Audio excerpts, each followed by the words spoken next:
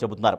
So ఉమ్మడి పశ్చిమ గోదావరి జిల్లాకు సంబంధించినటువంటి అంటే ఎట్లా ఉండే అవకాశం ఉందో మా ప్రతినిధి సాగర్ అందిస్తారు. సాగర్, ఉమ్మడి పశ్చిమ గోదావరి జిల్లాలో ఈ మోంతా తుఫాను ఎఫెక్ట్ ఎట్లా ఉండొచ్చు అని చెప్తున్నారు అధికారులు? రాజేష్, ఇప్పటికే ఉమ్మడి జిల్లా వ్యాప్తంగా కూడా ఉమ్మడి పశ్చిమ గోదావరి జిల్లా వ్యాప్తంగా కూడా వర్షాలు ప్రారంభమయ్యాయి. తుఫాన్ ఎఫెక్ట్ ఇప్పటికే ప్రజలకు తెలిసే పరిస్థితి ఉంది. వాతావరణ శాఖ తీవ్ర హెచ్చరికలు జారీ చేసిన నేపథ్యంలో ప్రజలు కొంత రోడ్ల మీదకి రావడం తగ్గించారనే చెప్పుకోవచ్చు.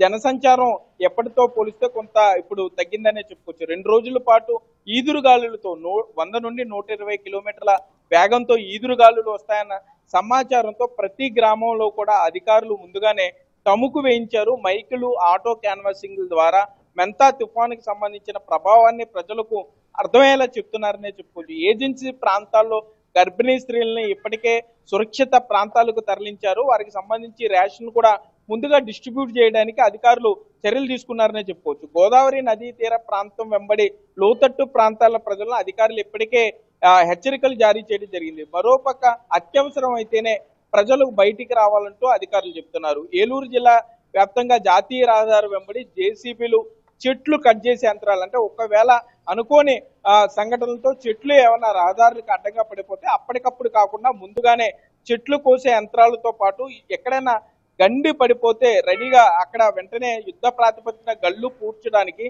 ఇసుక బస్తాలను కూడా సిద్ధంగా ఉంచారు. అంబులెన్స్ డ్రైవర్లు కూడా ముందుగానే జిల్లా అధికారులు హెచ్చరికలు జారీ చేశారు. అంబులెన్స్ అధిక 108 కి సంబంధించి కానీ ప్రైవేట్ ఆసుపత్రికి సంబంధించిన అంబులెన్స్ల డ్రైవర్లందరినీ కూడా సిద్ధంగా ఉంచడం జరిగింది. రాజేష్, నర్సాపురం, పశ్చిమ గోదావరి జిల్లా నర్సాపురం తీర ప్రాంతంలో ఇప్పటికే అక్కడ పోలీసులు అందరినీ పంపించి వేస్తున్నారు. పర్యాటకులు అంటే 2 రోజుల పాటు విద్యాలయాలకు సెలవులు ఇచ్చారు కాబట్టి కొంతమంది తల్లిదండ్రులు తెలియక పిల్లల్ని తీసుకుని బీచ్కి వచ్చే పరిస్థితి ఉంది. మరలా వారందరినీ కూడా వెనక్కి తిప్పి పంపించేస్తున్నారు. తుఫాన్ ఎఫెక్ట్ తీవ్రంగా ఉంటుంది కాబట్టి ఎట్టి పరిస్థితుల్లో బీచ్ లోకి పోలీసులు అనుమతినట్లేదు. మొగల్తూరు, పేరుపాలెం బీచ్ల వద్ద పటిష్ట భద్రత పోలీసులు ఏర్పాటు చేశారనే చెప్పుకోవచ్చు. ఇప్పటికే లోతట్టు ప్రాంతాలకు సంబంధించిన ప్రజలను సురక్షిత ప్రాంతాలకు రావాలని పోలీసులు, రెవెన్యూ అధికారులు విజ్ఞప్తి చేశారు. తుఫాను షెల్టర్లు ఏవైతే ఉన్నాయో వాటన్నిటిని కూడా తిరిగి బాగు చేసే పనిలో అధికారులు ఉన్నారని చెప్పుకోవచ్చు. కొంత అవి అవసాన దశకు చేరుకుని ఉన్నాయి. మరోపక్క ఒకవేళ తుఫాను షెల్టర్లు సెట్ అవ్వకపోతే దగ్గరలోనే ఉన్నటువంటి స్కూల్స్ ని షెల్టర్లుగా వాడుకోవటానికి కూడా జిల్లా కలెక్టర్లు ఆదేశాలు జారీ చేయడం జరిగింది. ఏలూరు జిల్లా ఇన్ఛార్జి మినిస్టర్ నాదెండ్ల మనోహర్ మరి కాసేపట్లోనే ఏలూరు కలెక్టరేట్ కి చేరుకోనున్నారు. తుఫానుకి సంబంధించి జిల్లా కలెక్టర్ ముఖ్యమైన అధికారులతో ఆయన సమీక్షా సమావేశం, ఎటువంటి ముందస్తు జాగ్రత్తల చర్యలు చేశారో దాని మీద సమావేశం ఏర్పాటు చేయనున్నారు. మరోపక్క పశ్చిమ గోదావరి జిల్లా కలెక్టరేట్ లో కంట్రోల్ రూమ్ ఏర్పాటు చేశారు. అది ఎవరైనా ప్రజలు ఇబ్బందులు పడితే మాత్రం 100 కానీ 112కి సమాచారం అందించాలంటూ కూడా జిల్లా అధికారులు విజ్ఞప్తి చేస్తున్నారు. ఏజెన్సీ ప్రాంతాల్లో కొంత ఏదైతే గోదావరి నదులు కలవట్ల మీద నుండి ప్రవహించే అవకాశాలు ఉన్నాయి. కొండవాగులు కలవట్ల మీద నుండి వెళ్లే అవకాశం ఉంటుంది కాబట్టి నదీ ప్రవాహాన్ని చూసినప్పుడు లేకపోతే గమనించినప్పుడు ఎట్టి పరిస్థితుల్లో కూడా నదీ ప్రవాహాన్ని దాటే ప్రయత్నం చేయొద్దంటూ కూడా పోలీసుల అధికారులు విజ్ఞప్తి చేయడం జరిగింది. ఎక్కడైతే కలవట్లు దాటే వాగులు కలవట్ల మీదుగా ప్రవహిస్తాయో ఆ కలవట్ల అన్నిటి వద్ద కూడా పోలీస్ పికెట్ ఏర్పాటు చేయడం జరిగింది. మరోపక్క పర్యాటక బోట్లను ఇప్పటికే అధికారులు నిలిపివేశారు. పాపికొండలు టూరిజాన్ని నిలిపివేశారు. దానికి సంబంధించి ఎవరైతే ముందుగానే బుక్ చేసుకున్నారో వారందరికీ సమాచారం కూడా ఇవ్వడం జరిగింది. పాపికొండల టూర్ కానీ పర్యాటక బోట్లు కానీ అనుమతి లేదంటూ కూడా పోలవరం డిఎస్పీ చెప్పడం జరిగింది. మరోపక్క ఇక్కడ గోదావరి తీరం వెంబడి కూడా ప్రజల్ని అప్రమత్తం చేశారని చెప్పుకోవచ్చు.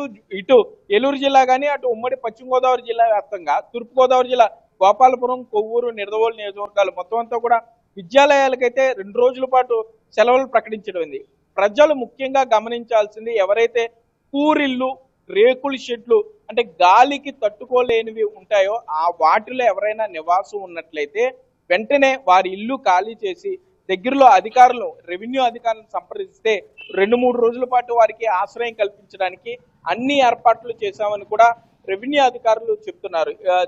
పేద ప్రజలు, సామాన్య ప్రజలు కొంత ఈ తాటాకిల్లు వేసుకుని ఎవరైతే ఉన్నారో గొడ్ల పాకలు, పశువుల పాకలు సంబంధించి కూడా ఎవరైతే ఆ షెడ్లో పశువులు కట్టేసుకుంటారో కొన్ని జాగ్రత్తలు తీసుకోవాలంటూ కూడా వారికి చెప్పడం జరిగింది. తుఫాను తీవ్రత 2 రోజుల పాటు ఉన్న నేపథ్యంలో పిల్లల్ని బయటికి రావద్దు, రైట్. ముసలి వాళ్ళకి సంబంధించి ఏమైనా మెడికల్ ఎమర్జెన్సీ ఉన్నా కూడా వెంటనే దగ్గరలో వైద్యుల్ని సంప్రదించాలి, కానీ అత్యవసరం అయితేనే బయటికి రావాలంటూ కూడా అధికారులు హెచ్చరికలు జారీ చేసే పరిస్థితి అయితే ఉమ్మడి పశ్చిమ గోదావరి జిల్లా వ్యాప్తంగా ఉంది. Rajesh. Right, thank you Sagar. అది ఉమ్మడి పశ్చిమ గోదావరి జిల్లాకు సంబంధించి మోంతా తుఫాన్ను చూపించబోయే ఎఫెక్ట్, దానికి అధికారులు ఎప్పటికప్పుడు అప్రమత్తమై ప్రజల్ని అలర్ట్ చేస్తున్నటువంటి దానికి సంబంధించినటువంటి సమాచారం చూసినాం. ఇక రేపు ఎల్లుండి 2 రోజులు 2 లేదా 3 రోజుల పాటు 2 తెలుగు రాష్ట్రాలను ఈ తుఫాను ఎఫెక్ట్ చాలా ఎక్కువగా ఎఫెక్ట్ చేసే అవకాశం ఉంది. చాలా జిల్లాల్లో భారీ నుంచి అతి భారీ వర్షాలు, అత్యంత భారీ వర్షాలు కురిసే అవకాశం ఉంది. కాబట్టి ప్రజలు ఎవరు కూడా అత్యవసరమైతే తప్ప ఎవరు బయటకు రావద్దు. సో బిగ్ టీవీ కూడా అదే ప్రజలకు విజ్ఞప్తి చేస్తోంది. సో ఎవరు కూడా అత్యవసరమైతే తప్ప బయటకు రావద్దు. దట్టు వరద ప్రవాహం దాటే ప్రయత్నం కూడా ఎవరు చేయొద్దు. సో చూడడానికి చాలా వరద ప్రవాహం తక్కువగా అనిపిస్తుంటుంది, కానీ ఒకసారి అందులో ఎంటర్ అయిన తర్వాత చాలా బలంగా ఆ వరద రావడంతో చాలా కొట్టుకుపోయే ప్రమాదాలు కూడా ఉంటాయి. కాబట్టి సో బిగ్ టీవీ కూడా ప్రజలకు విజ్ఞప్తి చేస్తోంది, ఎవరు కూడా అత్యవసరమైతే తప్ప ఎవరు బయటకు